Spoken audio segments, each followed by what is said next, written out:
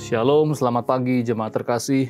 Senang rasanya dapat kembali menyapa Bapak Ibu jemaat terkasih yang saat ini sedang berada di rumah sebelum kembali lagi beraktivitas di dalam setiap tugas tanggung jawab kita.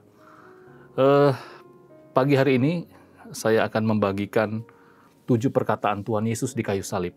Ya, saya berharap 7 perkataan Tuhan Yesus di kayu salib ini dapat menjadi berkat bagi kita semua di masa-masa Prapaskah ini. 7 perkataan Tuhan Yesus ini memang saya tidak akan sampaikan sekaligus. Saya akan bagi dalam beberapa kali renungan. Untuk yang perkataan Tuhan Yesus yang pertama, kita akan sama-sama melihat 3 perkataan Tuhan Yesus. Kalau kita melihat 7 perkataan Tuhan Yesus, Bapak Ibu Saudara terkasih, memang dibagi dalam beberapa bagian firman Tuhan. Tidak ada hanya dalam satu bagian kitab Injil saja. Memang ada di kitab Markus, ya, dan juga ada di kitab Lukas.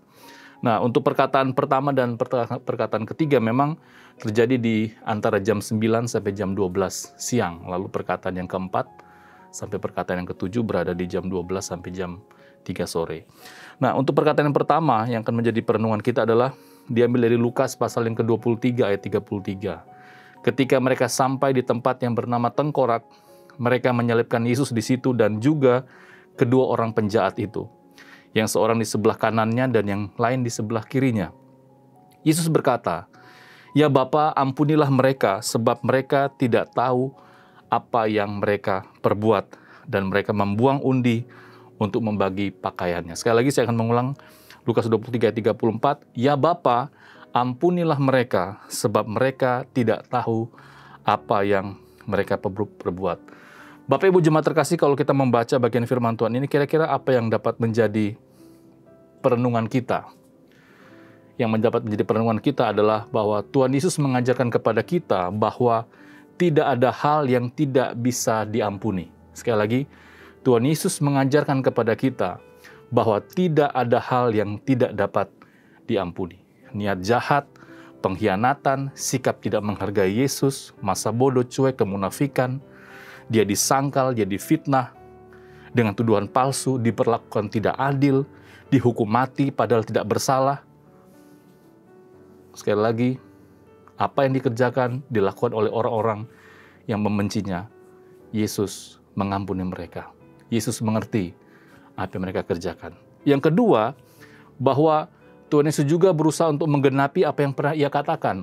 Kalau kita membaca dalam Matius pasal yang ke-5, ayat yang ke-44 di sana dikatakan, "Tetapi aku berkata kepadamu, kasihilah musuhmu dan berdoalah bagi mereka yang menganiaya kamu." Luar biasa jemaat terkasih.